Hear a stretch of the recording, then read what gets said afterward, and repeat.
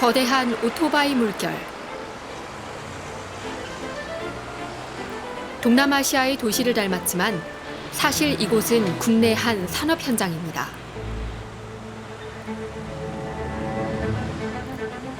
인력난을 겪고 있는 중소기업이 외국 인력을 활용할 수 있도록 하는 고용허가제. 2004년 처음 시작돼 수많은 외국인 근로자들이 한국 땅을 밟았습니다. 제조업을 넘어 이제 서비스업까지. 산업 현장에서 외국인 근로자를 마주하는 것은 더는 낯선 일이 아니게 됐습니다.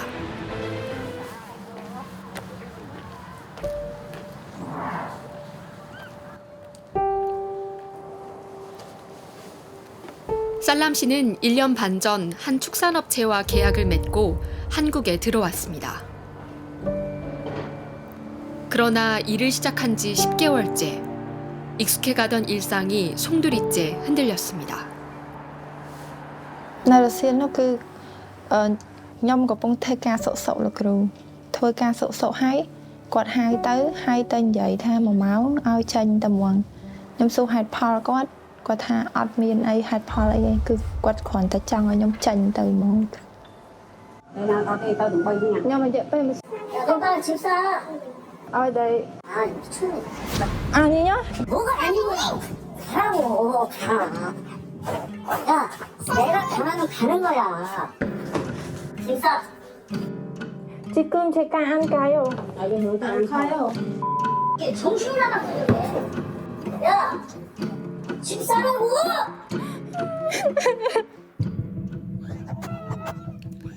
막무가내로 사업장을 떠나라고 요구하는 사업주. 살람 씨는 납득할 수 없었습니다. ចាលោកគ្រូខ្ញុំគិតថាខ្ញុំប្រឹងហើយការងារខ្ញុំគឺផ្ញើតាមថេប3លោកគ្រូហើយគ្មានម្ដងណាដែលថាគេផ្ញើអវ៉ាន់មកឲ្យយើងវិញទេគាត់មើលងាយយើងលោកគ្រូគាត់ថាគាត់ពេលខ្ញុំចេញមកគាត់បាននិយាយថាផ្ទះខ្ញុំឲ្យអ្នកចាញ់ពេលណាក៏បាន 무방비로 회사 기숙사에서 나오게 된 살람 씨는 한동안 모텔을 전전해야 했습니다.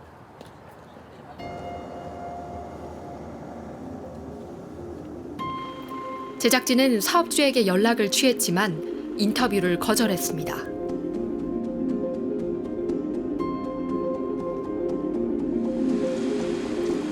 고용허가제로 들어온 외국인 근로자들은 정해진 기간, 정해진 일터에서만 일을 한 뒤 본국으로 돌아가야 합니다. 예외적으로 사업장을 바꿀 수는 있지만 필수적으로 사업주의 동의를 받아야 하고 신청 기한과 신청 횟수 등에도 제한을 받습니다. 일터를 바꾸기 위해 외국인 근로자에게 주어지는 기간은 퇴사일로부터 단 한 달.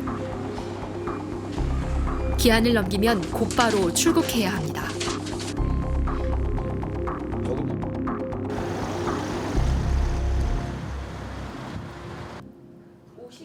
직장에서 쫓겨난 뒤 체류 자격마저 잃을까봐 다급해진 살람 씨는 결국 고용센터의 지시에 따라 사업장 변경 신청을 했습니다.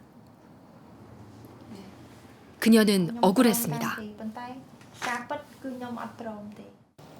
គាត់បានឲ្យគ្រីសនៅកន្លែងកិច្ចព្រមព្រៀងបើមិនគ្រីសនៅកន្លែងកិច្ចព្រមព្រៀងគឺមិនអាចដាក់ពាក្យស្វែងរកការងារធ្វើបានទេក្នុងរយៈពេល1ខែគឺនឹងខុសច្បាប់គាត់ថាបើសិនខ្ញុំអត់ដាក់តាមតកែទេគឺខ្ញុំអត់មានសិទ្ធិដាក់ពាក្យលោកគ្រូ 하지만 고용센터 관계자는 센터 차원에서 합의를 강요하는 일은 없었다고 말합니다. 뭐 조사 중이거나 진정사건이 접수되거나 하면 임시 사업장 변경 신청을 할 수가 있거든요. 그런 제도를 활용할 수 있는 건데 그건 본인들이 판단해서 한 거라서. 이처럼 사업주와 외국인 노동자 사이에 분쟁이 발생하면 외국인 노동자들이 끝까지 잘잘못을 따지는 것은 현실적으로 불가능합니다. 얼마 전 살람 씨는 다시 고용센터를 찾았습니다. 시민단체의 도움을 받아가며 피해를 밝히는 조사를 진행하기로 했기 때문입니다. 결과를 좀 받으면 근로감독관의 조사 의견서를 가지고 고용센터에 다시 사업장 변경, 사유 변경을 신청을 한번 해봐야겠죠. 예. រយយុទ្ធធម៌ឲ្យខ្លួនឯងលោកគ្រូចង់ឲ្យតកែគាត់មួយគឺគាត់កុំធ្វើបែបនេះមកលើពលករចង់ឲ្យគាត់ចាត់ទុកថាពលករក៏ជាមនុស្សម្នាក់ដែរដូចគាត់ចឹងដែរលោកគ្រូកុំឲ្យគាត់បើថាគាត់ជិះជាន់លើពលករអីចឹងគាត់ថាអូធ្វើដាក់ពលករម្នាក់នេះគាត់ធ្វើបានថ្ងៃក្រោយគាត់ធ្វើអញ្ចឹងទៀតដាក់អ្នកផ្សេងអញ្ចឹងលោកគ្រូកុំឲ្យចង់ធ្វើបែប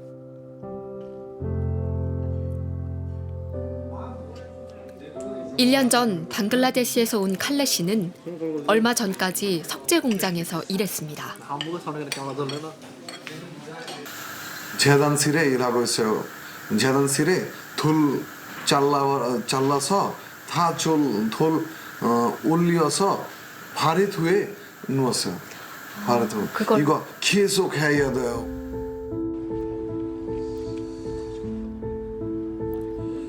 처음 해보는 일이라 바로 적응하기는 쉽지 않았습니다. 그러나 회사는 칼레 씨를 기다려주지 않았습니다. 괴롭힘은 심해졌고 폭행의 강도는 점점 더 커졌습니다.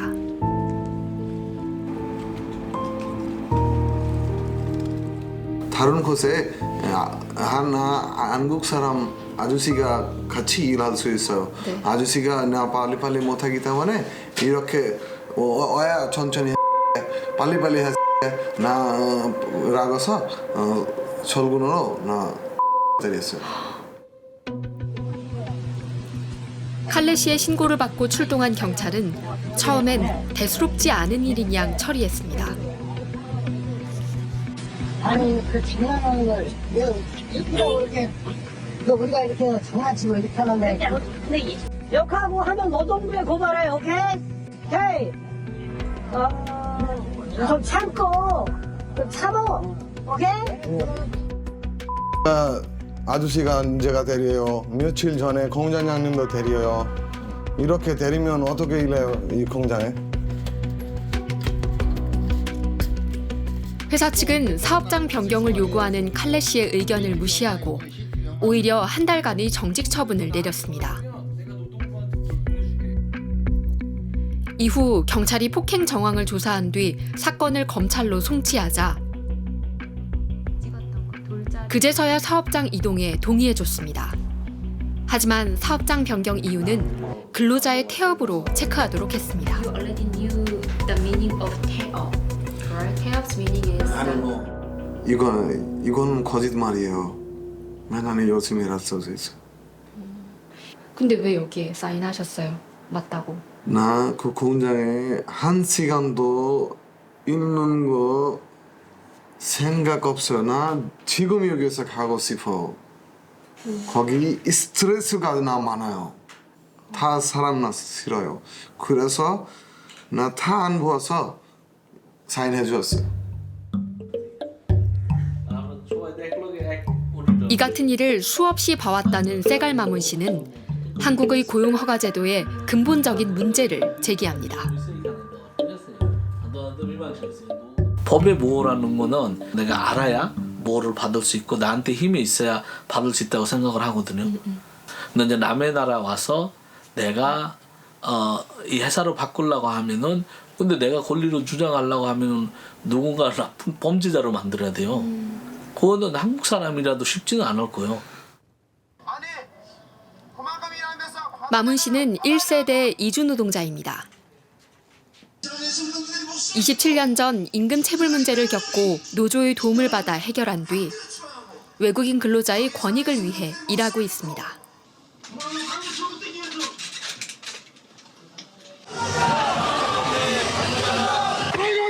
박살내줘!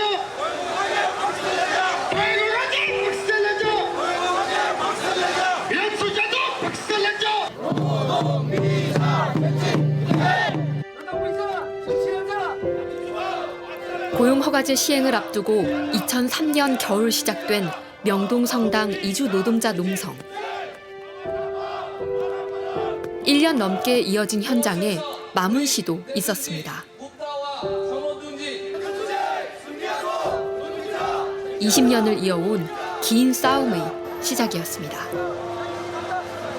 고용허가제 반대하는 이유는 사장한테 모든 권리를 주고 있기 때문에 우리가 반대를 했었고, 그리고 20년 지나서 지금 고용허가제 봐도 노예 제도라고 이제 볼 수 있고, 그런 거 보면 한 20년을 바라보고 지금 고용허가제가 아닌 노동허가제가 실시할 때가 됐다고 볼 수 있고. 한달 결과와 말씀을 가정하도록 외국인 노동자들은 사업장 변경 제한은 위헌이라며 지난 20년 동안 2차례나 헌법재판소에 위헌 소송을 제기했습니다. 헌재의 결정은 2번 모두 합헌. 하지만 외국인 노동자들의 문제 제기는 계속됐고 정부는 그동안 사업장 변경 사유를 조금씩 확대해 왔습니다. 사업주가 임금을 밀리는 경우, 근로조건을 위반하거나 부당한 처우를 하는 경우 등 외국인 근로자의 책임이 아닌 사유가 있으면 사업장 변경을 허락해줍니다.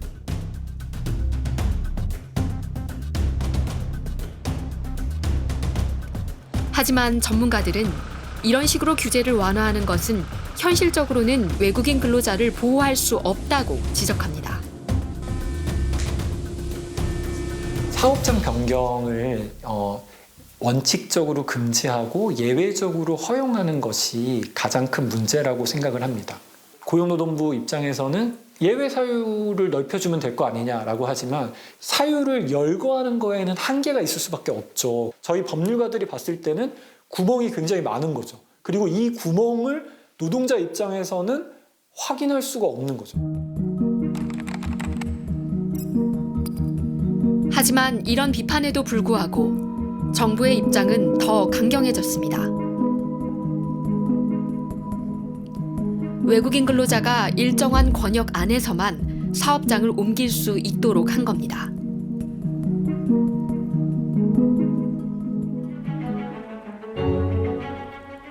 그러나 사업장 변경 제한에 더해 지역 이동까지 막는다는 것은 심각한 인권 침해라는 비판도 나옵니다.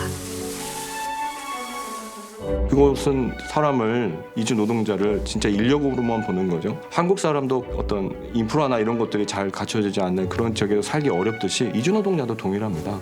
그런 데서 계속 살게 하고 그걸 어떻게든지 못 나가게 이렇게 강화하는 것, 이런 것들은 좋지 않다라고 생각이 들어요. 이처럼 현재의 고용허가제에 대한 비판이 계속되자 국민권익위원회는 고용노동부에 사업장 변경 제도를 포함해 고용허가제를 개선하라고 권고했습니다.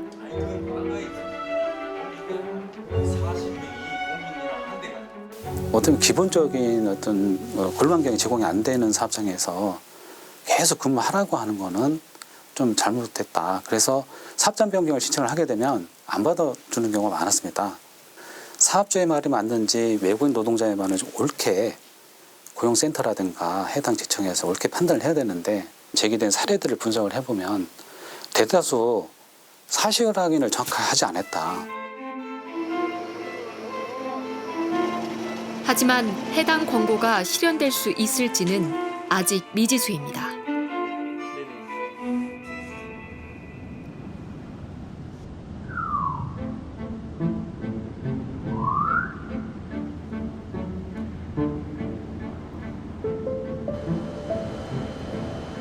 외국인 노동자들을 고용한 사업주들의 상황은 어떨까요?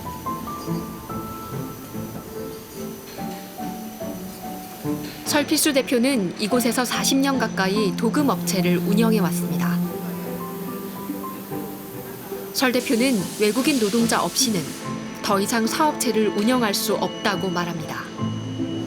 내국인 인력들이 다 빠져나가고 이제 남은 인력들이 젊은 인력들이 거의 지금 현장에 없는 편입니다. 그래서 이제 실질적으로 그 중소기업에 오는 젊은 인력이 없어요, 청년이. 그래서 대부분이 외국인의 현장은 뭐 외국인에 의존할 수밖에 없는 상황들이 많이 일어나고 있습니다. 그러니까 남아서 지켜드리 그러니까 다른 데는 인력 한 명 한 명이 절실한 현실. 외국인 근로자들이 사업장 변경을 요청하면 난감합니다. 그 한 명 들어오려면 몇 개월씩 걸리는데 기다렸다가 또 우리는 배정을 받아서 또 어느 정도 교육을 시켜가지고 현장에서 일을 하고 있는데 그럼 그 사람이 빠져나간 것에 대해서 또 몇 개월이라는 시간을 우리는 또 협의를 해야 되고 이 사업장에서 일하고 있는 문 씨는 캄보디아에서 한국에 온 지 5년 됐습니다.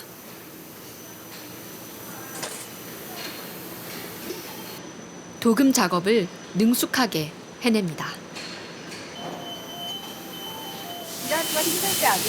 괜찮아요. 네. 조금만요. 조금만 괜찮아요.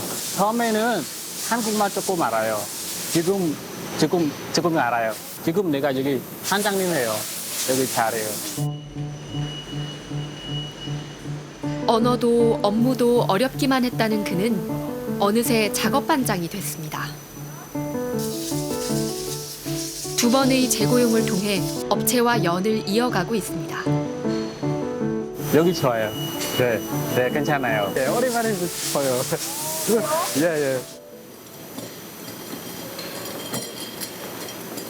외국인 노동자를 고용하는 것이 선택이 아닌 필수가 된 중소업체들. 외국인 노동자들이 사업장을 바꾸려는 것을 단지 사업주 탓으로만 돌리는 것은 억울하다고 토로합니다. 대부분이 회사에 적응을 했으면 나간다고 그러지 않아요. 적응을 못했던 사람들이에요. 그러니까 본인이 오기 전에 건강에 좀 이상이 있었거나 그렇지 않으면은 이 일이 전혀 안 맞다. 근데 기본적으로 본인이 적응을 못하는 거예요. 그것은 회사하고 무관하다고 봐요.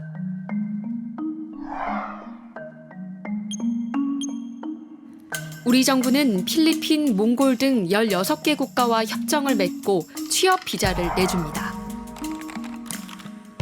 한국의 사업주는 고용센터의 알선을 받아 구직자와 근로계약을 맺고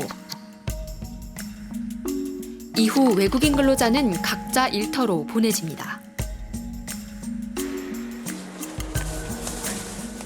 하지만 직장에 배치된 후 근로자와 사업주 사이에 갈등이 생기면 해결할 방법이 마땅치 않은 것이 문제가 되고 있는 겁니다.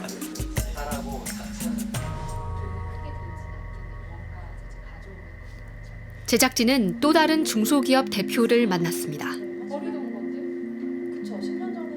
이 업체는 돼지 부산물을 가공해 순대국밥이나 해장국을 파는 식당에 납품하는 일을 합니다. 일에 적응하게 도와줄 틈도 없이 외국인 노동자들이 퇴사를 요구하는 경우가 빈번합니다. 신규로 들어온 친구들이 4명인데 그중에서 2명이 이제 나갔고 그중에 1명은 들어온 그 다음날 바로 나갔어요. 기본적인 생필품도 받고 짐도 풀고 위생교육 딱 진행하고 났더니 뭐라고 하면서 나갔어요? 처음부터 저희 쪽 업종은 싫었다고. 저희가 이제 돼지 부산물을 다루다 보니까 돼지 분변을 만져야 되고 피 냄새도 많이 나기도 하고 내국인도 피하는데 외국 친구들도 피해요. 이 사업을 시작한 지 3년째. 김 씨는 외국인 노동자들을 위해 최선을 다했지만 계속 한계에 부딪힙니다. 저희는 지금 기숙사비가 전혀 없고요. 이슬람권 친구들도 저희 회사에는 있기 때문에 그 친구들을 위해서 매 끼니 소고기가 나가고요. 외국인 근로자들은 왜 일할 생각도 없는 곳에 취업했을까? 대표는 외국인 노동자들에게 이용당했다는 느낌을 지우기 어렵습니다. 지금 현재 제조업에서 근무하다가 고국으로 귀국을 하게 되면 가산점을 받는다고 하더라고요. 저희는 돼지이기 때문에 이슬람권에서 들어오는 친구들은 그쪽 관련된 업체도 없기 때문에 들어갔을 때 이득이 되는 부분이 전혀 없죠. 한국에 들어오기 위해서 오는 경우가 많아요.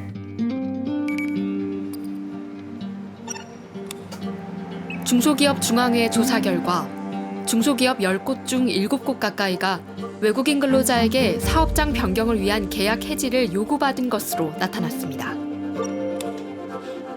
근로자들의 절반가량은 입국 6개월 이내에 사업장 변경을 요구했습니다. 법무부 자료를 보면은 한 42.3% 외국인 근로자가 입국 후 1년 이내에 사업장을 변경한다 이렇게 나와 있거든요. 그러다 보면 사업주에게는 이제 굉장히 큰 비용이 발생하는 거죠. 대체 외국 인력을 또 다시 구해야죠. 그다음에 제품 생산 당장 차질 빚죠. 뭐 등등 해서 뭐 직간접 손실이 많이 발생하고 있습니다만 어쩔 수 없이 뭐 수용하고 있습니다. 문제는 그걸 제도를 조금 악용하는 근로자들이 있다는 거죠. 하지만 노동자들이 직장을 옮기지 못하게 해서 문제를 해결하는 데는 한계가 있다는 의견이 나옵니다. 외국인 근로자와 기업, 그러니까 수요와 공급자 간의 매칭이 제대로 되고 있는가에 대한 부분부터 저는 검토를 해야 된다라고 봐요. 왜냐하면 들어오기 전에 이제 산배수를 뽑아서 매칭을 시켜주는 건데 과연 그 과정에서 외국인 근로자와 그들을 채용하는 기업 사이에 정말 수요와 공급이 맞는가? 내가 가고자 하는 곳이 이곳인가? 내가 원하는 근로자가 이 사람인가라고 하는 것에 대한 매칭이 좀 정확하지 않지 않았나라는 생각을 좀 하는 거죠. 그래서 이런 부분들을 오히려 좀 개선하는 부분들이 필요할 것 같아요. 사전에 서로에게 충분한 정보를 주어서 잘못된 매칭을 줄일 필요가 있는 겁니다. EPS 전산에서 이제 친구 프로필들이 이렇게 외국인 프로필들을 보는데 이름, 생년월일, 키, 몸무게, 1지망, 2지망, 3지망 딱 이만큼만 나와요. 네, 저희는 돼지 업체이기 때문에 그런 것도 되게 중요한데 그런 부분에 대해서는 아무래도 다 없이 선택을 임의로 하는 거니까 제도가 현장의 어려움을 반영하지 못하는 사이 사업주도 외국인 근로자도 쳇바퀴 도는 분쟁만 반복하고 있었습니다.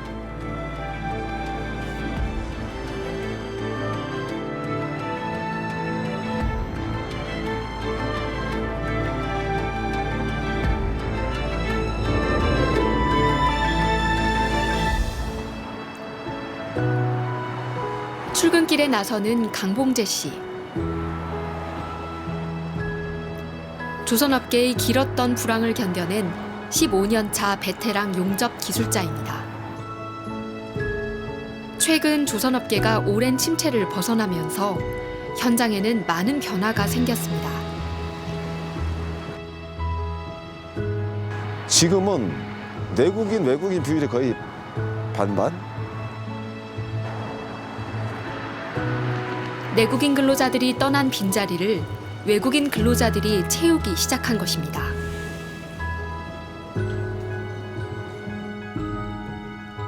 일감이 급격히 늘어나면서 업계는 외국 인력 활용에 더욱 박차를 가하고 있습니다.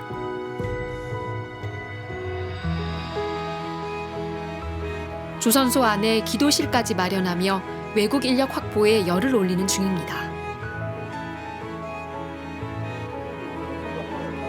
그러나 현장의 내국인 근로자들은 단순히 인원만 늘리는 것은 해결책이 되지 못한다고 말합니다. 외국인 근로자들을 다시 숙련공까지 끌어올리려면 기존 평균적으로 한 10년 정도를 걸리는데 그러면 그에 따른 뭐 비자 문제나 모든 것들이 제대로 갖춰져야죠. 현재는 사람이 없다고 무조건 들여와요. 말도 통하지 않는데 이게 되겠습니까? 안 되죠. 인력난 해소를 위한 우선 과제는 따로 있다는 것입니다. 유지가 안 되면 숙련공들이 떠났지만 돌아오지 않는 데에는 그만큼 벌이가 안 된다는 거 아니겠습니까? 결국은 뭐냐면 이 저임금 구조를 유지하고 외국인 근로자들을 들여와서 땜빵하는 식밖에 안 된다. 근본적인 대책은 안 된다는 거죠. 6년째 조선소에서 일하고 있는 외국인 근로자 나얄 씨 역시 일이 익숙하지 않은 저숙련 근로자가 많아지면 현장의 부담이 커질 수 있다고 우려합니다. 여기서 오래 일하면 기술도 잘 배울 수 있잖아요. 네, 새로운 사람들 다시 오면 시작부터 배워야 되고 기술도 그래서 좀 일도 잘 안 되고 도움이 좀 안 될 수도 있을 거라고 생각해요. 용접밀이 익숙해질수록 한국에서 머물 수 있는 시간이 줄어드는 현실. 나얄 씨는 제도가 허락한 기간에 한계가 있는 것을 아쉬워합니다. 아깝죠. 네. 뭐가 제일 아까우세요? 기술 다 배워서 그냥 버리고 그냥 가야 되니까 조금 네 아쉬워요. 좀 단계 같은 거 있어요. 그 용접도 기술 그래서 좀 올리고 싶어요. 싶은 마음이 있어요. 네. 고용허가제가 최장은 9년 8개월까지 있을 수 있잖아요. 그래서 최장 10년 가까이 있었다고 하면 이 사람들을 과연 비숙련 노동자라고 불러야 될 것인가? 저는 매우 의문입니다. 이거는 산업 현장에서도 마찬가지일 거예요. 지난해 조선업체는 신규 채용 인력 중 86%를 외국인 근로자로 채웠습니다. 이미 이곳 거제도에만 7,000명에 가까운 외국인 근로자가 있습니다. 그러는 사이 내국인 근로자들은 더는 이곳에서 일하지 않고 점점 조선소를 떠나고 있었습니다. 조선소에서 일하는 거 어떠세요? 최저시급에 거의 못 미쳐요. 최저시급보다 몇백 원만 다 들지. 외국인들한테 투자하는 거를 내국인들한테도 투자해서 돈을 많이 준다고 하면 젊은 사람들 또 오겠죠. 근데 젊은 사람들이 잘 편의점 가는 거랑 최저시급이 차이가 안 나는데 여기 굳이 위험하고 힘든 일을 왜 사서 하겠냐. 저 같아도 제가 젊었으면 안 왔을 것 같아요. 지금 임금이랑 저희 10년 전 임금이랑 지금 똑같거든요. 10년 전 때는 괜찮았죠.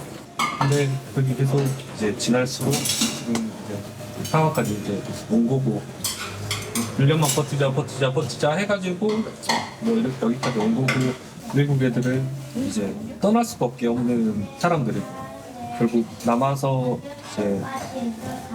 이제 조선소를 이끌어 가야 되는 사람들은 결국 이제 우리나라 사람들인데 안 들어오려고 하니까 이렇게 이제 외국인들한테만 물려주면은 결국 조선소는 이제 없어진다고 봐야겠죠. 근로자들의 한숨도 밤을 따라 깊어져 갑니다.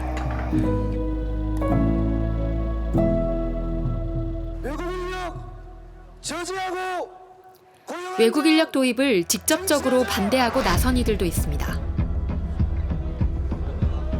외국 인력 저지하고 생존권을 사수하자!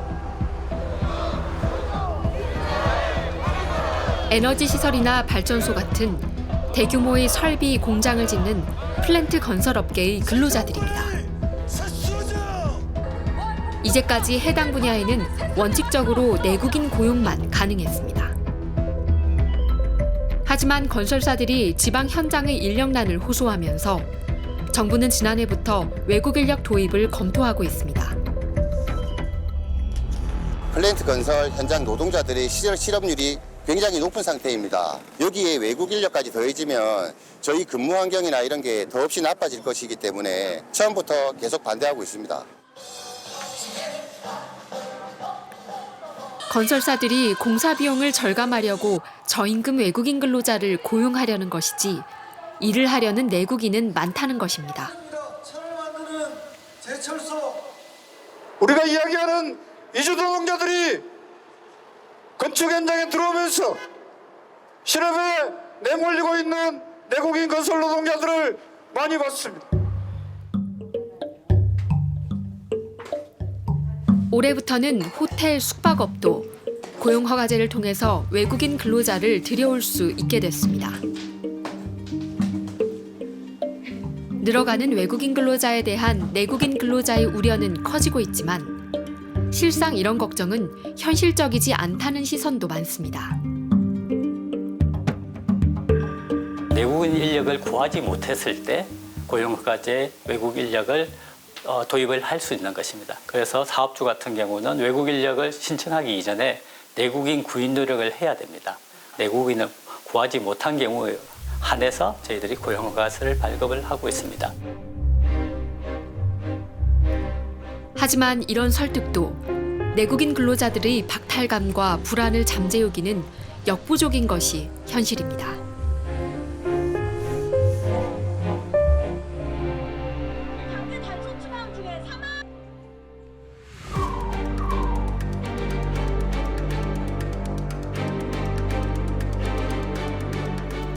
어느덧 시행 20년.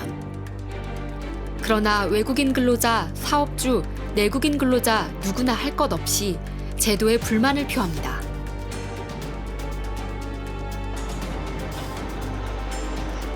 국회에서도 외국인 근로자의 사업장 변경 이슈가 간혹 논의되기도 했지만 진전은 없었습니다. 후보자님, 제가 주요하게 관심을 가지고 있는 사회적 약자들의 노동 정책에 대해서 이주 노동자 사업장 변경 제한에 대한 전향적 조치는 기대도 되겠네요. 그 횟수라든가 조건 이런 것들이 지금보다 개선될 수 있도록 살펴보겠습니다. 네. 이런 가운데 정부는 올해부터 일선에서 외국인 노동자들과 사업주 사이의 문제를 해결하는 데 큰 역할을 해온 외국인 노동자 지원센터의 예산을 전액 삭감했습니다. 외국인력지원센터는 과거에 상담, 교육 등의 기능을 수행해 왔습니다. 상담 기능 같은 경우에도 보시면 외부 같은 경우에는 행정 권한이 없었습니다. 그래서 지금 저희들이 저희 고용부에서 직접 하게 되면서부터 훨씬 더 업무를 효율적으로 책임감을 가지고 할 수 있을 것 같습니다. 자, 하나, 둘, 셋. 외국인 노동자 지원센터에 들던 예산은 연간 70억가량. 이 예산을 줄여 얻은 효과가 이제까지 센터가 감당한 기능을 대체할 만큼인지 의문이라는 의견도 나옵니다. 장시간 저임금으로 일을 하고 있습니다. 그간의 그런 센터들이 이주 노동자의 인권뿐만 아니라 사업주를 지원하고 있는 전문성이 많이 축적되어 있었습니다. 그런 노하우를 또 어떻게 또 만들 것인지 좀 안타깝고요. 한국 사회에서 더 노동시장에서 더 많은 영향력을 가지고 있는데 그리고 심지어는 고용사업주들은 더 필요한데 센터는 폐지된다. 정말 안타깝고 오히려 역행하는 것이 아닌가. 정부는 이민자의 인권 존중을 위해 노력할 의지가 얼마만큼 있는 것일까? 법무부의 정책도 미등록 체류자를 단속하는 데 무게중심을 둬온 경우가 많았습니다. 불법 체류 외국인이 급증하는 추세 속에서 이들에 따른 그 국민 일자리 침해나 노동시장의 왜곡 그리고 마약 등 각종 범죄의 증가라는 현상이 나타나고 있기 때문에 그래도 저희가 그 불법 체류 법을 위반해가지고 한국에 와 있는 사람들 단속을 안 할 수는 없는 거고. 그러나 사업주들은 당장 일손이 부족하다 보니 처벌을 감수하면서 불법 외국인 노동자들을 씁니다. 정부도 저숙련 인력을 한정된 기간만 일하게 한 뒤 고국으로 되돌려 보내는 방식은 한계에 부딪혔다는 것을 알고 있습니다.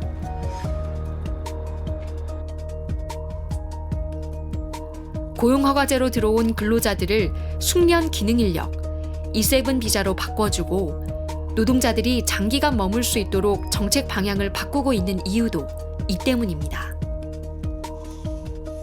한국 사회가 점점 이렇게 발전하기 위해서는 단순 노무 인력보다는 숙련 기능 인력으로 해서 한국 사회에 좀 장기적으로 정착을 하셔야 좀 더 그 공장이나 산업계에서 더 머물면서 기여를 할 수 있게 되는 그런 이점이 있기 때문에 현재 국회에는 이민정책을 총괄하는 이른바 이민청 설립을 위한 법안이 발의된 상태입니다.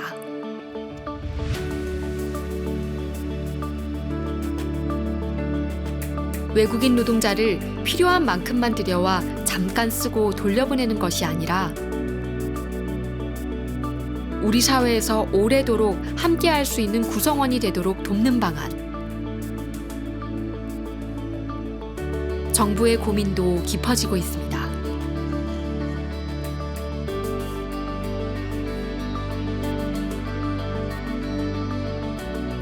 전 세계는 지금 대이민의 시대를 맞이했습니다. 저출산, 고령화에 따른 인력 부족, 첨단 산업 분야의 인재 쟁탈전은 피할 수 없는 현실입니다. 그래서 노동력의 부족, 특히 특정한 인재의 결핍이라는 것은 어느 사회나 겪고 있어요. 그래서 지금은 많은 노동력들을 자기 사회가 필요로 하는 다양한 노동력들을 적재적소에 유입을 하기 위해서 다양한 인센티브를 만들어내고 정책을 만들어내는 시대입니다. 그래서 미래 사회에서는 어떻게 보면 이주민들에게 얼마나 매력적인 국가가 되느냐, 이것은 그 사회의 경쟁력을 좌우할 거라고 생각합니다. 우리는 어떤 방식으로 공존을 준비해야 하는 걸까?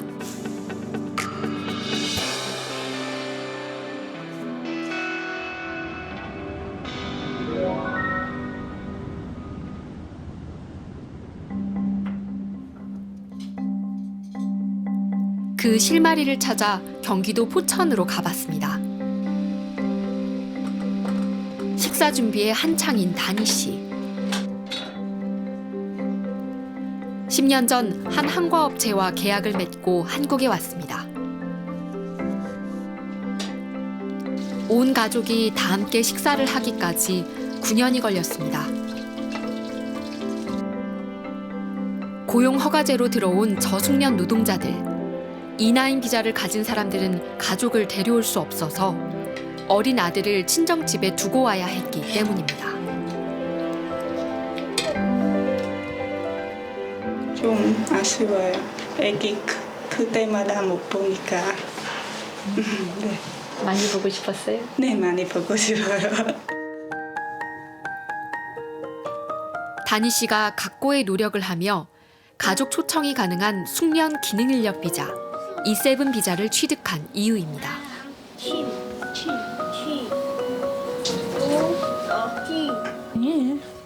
깨리, 깨미, 무, 당, 헐, 레. 목적이 이거예요. 애기 데려올 수 있게 그냥 위사로 바꿨어요. 그냥 가족도 데려오고 같이 살 수 있게. 업체는 다니 씨가 한국어 점수를 올리고 비자 자격 요건을 채울 수 있는 길을 알려줬습니다. 엄청 많이 도와줬어요. 뭐가 어려운지, 뭐가 무서운지. 다니 씨는 지난해 마침내 숙련 기능 인력 비자를 취득했고 올해 캄보디아에서 아들을 데려왔습니다. 드디어 가족이 완전체가 된 겁니다. 앞으로 한국에서의 계획이 있다면? 네, 뭐냐? 와이프, 아들 행복하게요. 그게 계획이에요. 가족의 보금자리가 있는 이 건물은 다니 씨 직장 동료들이 지내는 기숙사이기도 합니다.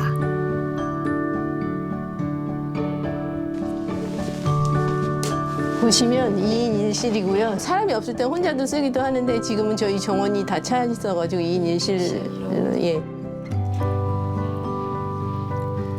사측은 이런 기숙사 세 채를 10명의 외국인 근로자에게 무상으로 제공하고 있습니다. 한 달에 10만 원씩 식대도 따로 제공합니다. 18년째 이 회사에서 외국인 근로자들과 함께 일하고 있다는 실무자는 어떤 생각을 하고 있을까? 제 동생이 미국에 나가 지 한 10년 넘었거든요. 언니, 나도 나가면 외국인 근로자 잘해줘. 그러거든요. 그래서 그 말 듣고 진짜 많이 와닿고 그다음부터는 또 생각이 또 틀려지기도 하고 그렇더라고요. 본인이 외국인 근로자라고 생각하고 내가 어떻게 대우를 받았으면 좋겠거니 이렇게 생각을 하고 하면 되지 않을까.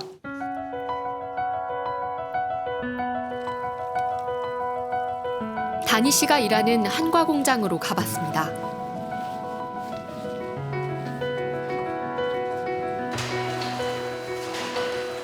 정성스레 한과를 만드는 손길.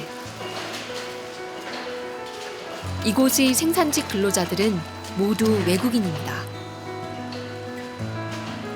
왜 이 업체의 대표는 외국인 노동자들과의 공존에 이토록 적지 않은 비용과 노력을 들이는 것일까?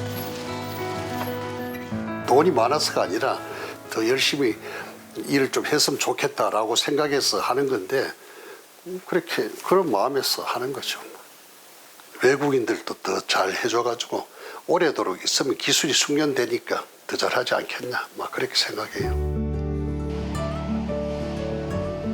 이 업체에서는 외국인 근로자들이 사업장을 바꾸려 해서 갈등이 있었던 적은 없는지 물어봤습니다. 가려고 하질 않아요. 절대 그런 적이 없어요. 나 그만하고 가겠습니다. 이렇게 한 적이 한 번도 없었어요. 부족한 일손을 안정적으로 충원하고 사업장 분위기가 좋아지면서 업체 매출은 꾸준히 상승해 왔습니다. 김 대표는 당장 눈앞에 보이는 이익을 챙기는 것보다 이런 방식이 회사 성장에 더 도움이 된다고 믿습니다. 좀 천천히 가겠죠. 천천히 오겠죠. 단기적인 것보다 장기적으로 이렇게 보면은 본인들도 잘하면은 그래도 뭐 비자리를 얽어주지 않겠나, 뭐 또 열심히 하면은 뭐 잘해주지 않겠나, 뭐 그렇게 생각하겠죠. 그러면 장기적인 관점에서는 이것도 이제 일종의 투자이신 거네요. 네, 그렇죠. 그렇게 봐야죠. 그러니까 그게 회사로서는 그게 훨씬 더 효율적이죠.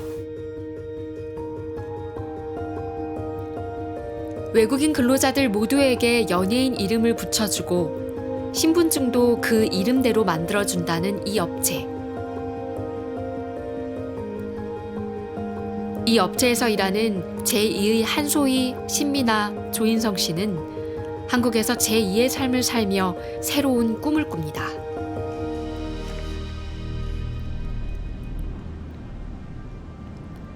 지난해 법무부는 이민정책이 평등이나 공정의 영역이 아닌 국익의 영역에서 필요하다고 강조했습니다. 그러나 전문가들은 무엇이 우리 사회에 진정으로 이익이 되는 것인지 의문을 제기합니다. 국익이라는 것도 좀 더 너무 단기적인 국익이 아니라 좀 더 장기적인 관점에서 전체적인 관점에서 계산해보는 것도 좀 필요하다고 생각합니다. 우리가 너무 단기 체류형, 도구적인 방식으로 사람을 우리의 필요에 의해서 몇 명만 딱 맞춤형으로 데리고 와서 그리고 이제 그 수요가 끝나면 내보내는 이러한 근시안적인 방식으로 이것을 국익이라는 이름으로 포장하여서 그 산출 방식만을 고집할 것이 아니라 좀 더 넓게 시야를 좀 확장해서 이주 노동자들 다 떠나라? 우리나라 산업 유지할 수 없어요. 그거를 솔직하게 국가가 인정을 하고 시민들한테 홍보를 해야죠. 이주 노동자 필요하다. 그렇기 때문에 이주 노동자들의 인권을 보장해 줘야 되는 거는 이주 노동자들만을 위한 게 아니라 우리나라의 국익을 위해서 필요하다.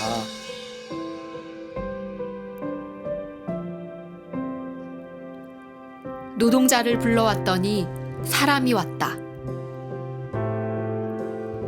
1960년대 독일에 파견됐던 우리 간호사들을 얼마 뒤 독일 정부가 강제로 내보내려 하자 회자된 말입니다.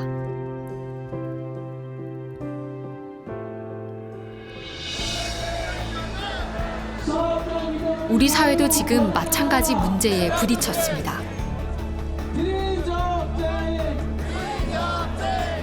조용히 정해준 곳에서만 일한 뒤 본국으로 돌아가라는 관점으로는 그들과의 공존을 논하기 어렵습니다. 고용허가제 20년. 그들과 오랫동안 함께 더 인간적으로 살아갈 방안을 고민해야 할 시점이 왔습니다.